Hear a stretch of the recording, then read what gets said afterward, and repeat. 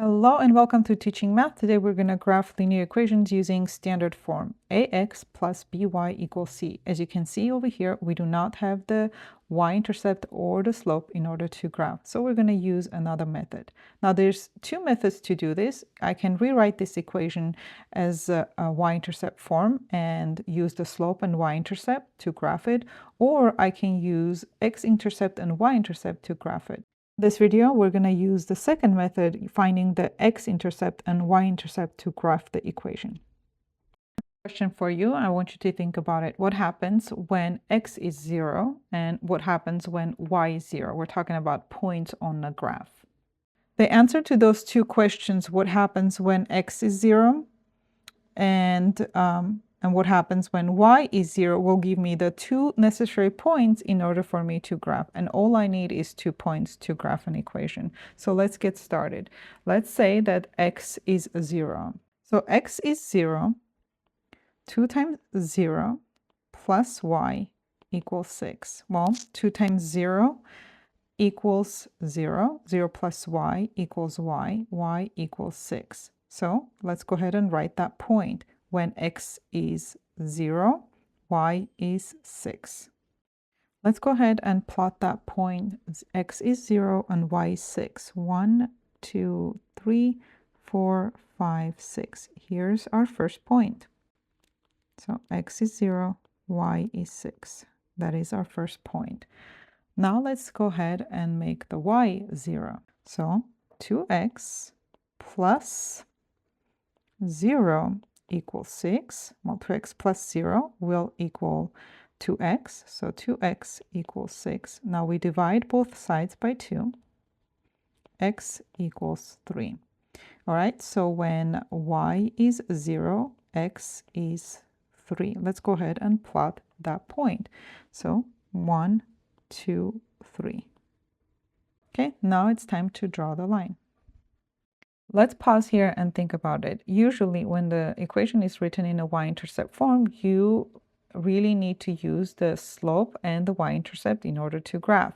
But when it's written in a standard form, you do not need the slope. All you need is y-intercept and x-intercept. So when you set the x to 0, you will be able to find the y-intercept. And if you set the y 0, you will be able to find the x-intercept. Let's do another example. All right, first things first, let x be 0. So 3 times 0 plus 2y equals 12. 3 times 0 is 0 plus 2y is 2y equals 12. Now let's go ahead and divide 2, doing inverse operation. Y equals 6. Okay, let's go ahead and write that point. So when x is 0, y is 6. So our point will be x is 0, y is 6. That is our first point. Let's go ahead and plot it. So 1, 2, 3, 4, 5, 6. That is our first point for. Now let y equal 0. Okay, so instead of writing 3x plus 2, instead of writing y, I'm going to say 2 times 0 equals 12. So 3x plus 0 equals 3x.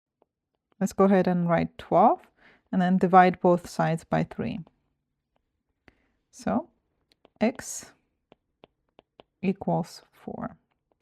Okay, let's go ahead and plot that point. So if y is 0, x is 4, and the point will be 4 and y 0.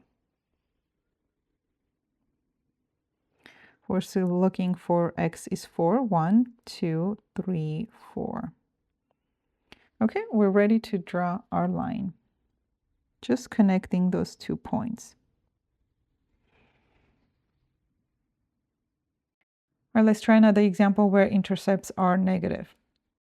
All right, let's set the x as 0. 0 minus y equals 2. So negative y equals 2. Let's go ahead and divide both sides by negative 1. So y equals negative 2. So when x is 0, y is negative 2. And that point will be 0, comma, -2. Let's go ahead and plot that point. So 0, x is 0, and y is -2. So let's go ahead 1, 2, and that's where our point is. Okay, let's set the y as 0. X minus 0 equals 2. X minus 0 equals x. X equals 2. So that means x is 2. So this point will be x is 2 and y is 0. Let's go ahead and plot that point. X is 2 and y is 0. Here it is. And there you have it. And you can actually find the slope from here by finding another point or connecting those 2 points. See? 1 over. Summarize what we did. Step 1, we've set the x as 0 to find y.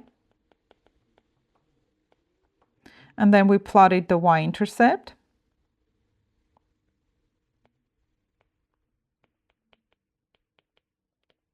Step 2, we set the y as 0 and to find x and plot x-intercept.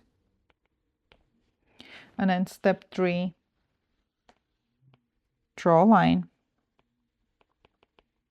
to connect 2 points.